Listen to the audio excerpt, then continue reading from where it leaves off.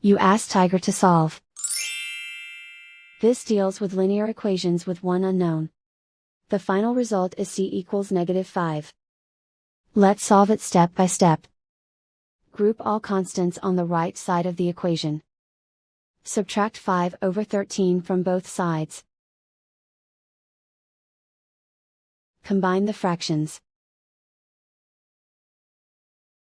Combine the numerators. Reduce the zero numerator. Simplify the arithmetic.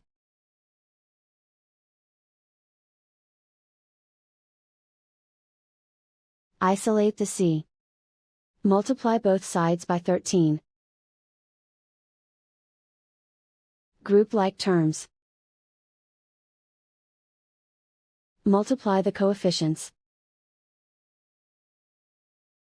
Simplify the fraction. Multiply the fractions. Simplify the arithmetic. And so the final result is c equals -5.